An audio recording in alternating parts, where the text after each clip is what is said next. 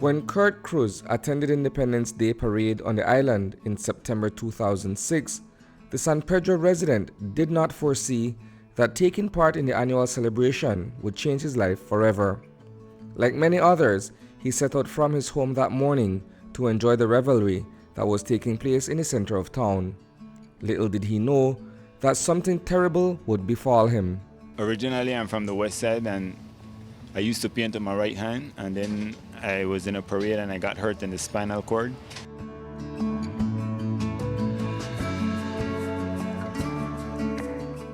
Cruz was stabbed in the back by an unnamed assailant. That injury rendered him paralyzed, and he remained wheelchair-bound for a period of time before he was able to feel his hand. Movement in that arm sparked something in Cruz's mind. After 6 months, I started moving my hands, and I managed to overcome the disability by using artwork. Painting for 2 years left-handed gave me the ability to get up and walk out of my wheelchair. And then I eventually overcome the disability, and now I walk with my sticks and I don't use no wheelchair no more. And the art has made me come very far because it gave me the ability, the strength to overcome the disability and the will to get up, and not just sit down and think I'm paralyzed. The story of 45-year-old Kirt Cruz is one of will and strength of mind to overcome adversity. As a well-known artist on the island and someone whose livelihood in the first instance depended on the use of his right arm, he has learned to adapt.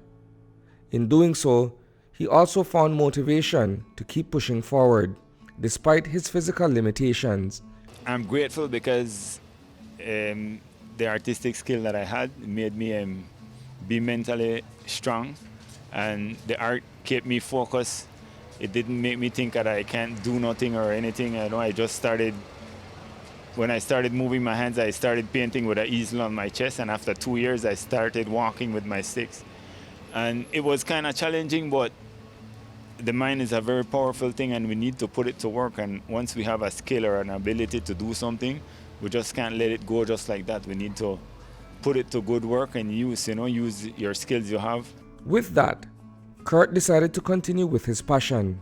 Having learned to use his left hand, the painter set up shop at a storefront on Barrier Reef Drive and returned to work.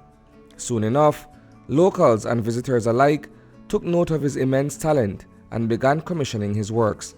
Today, he's adding the finishing touches on a piece that he's doing for a repeat customer, a visitor who is arriving on the island later this week. The turtle is a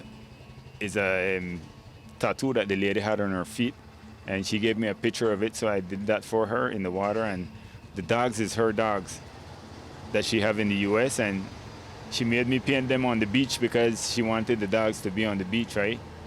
And this is what I do in San Pedro. People come and they get my number and they give me a picture, and I paint it for them, and then it makes the experience of coming to Belize more exciting.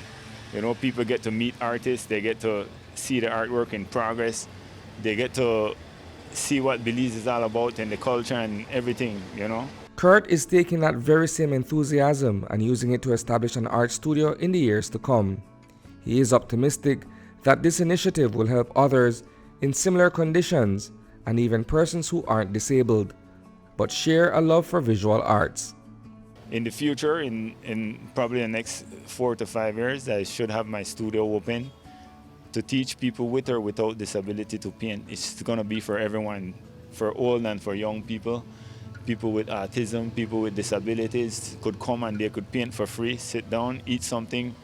And just getting a disabled person out of their house and bringing them to do artwork is very important, because it brings them out of that enclosed environment, which is very stressful for a person disabled to be locked up every day and stay in one room and not do nothing, not occupy their mind, try and find something to do is very hard.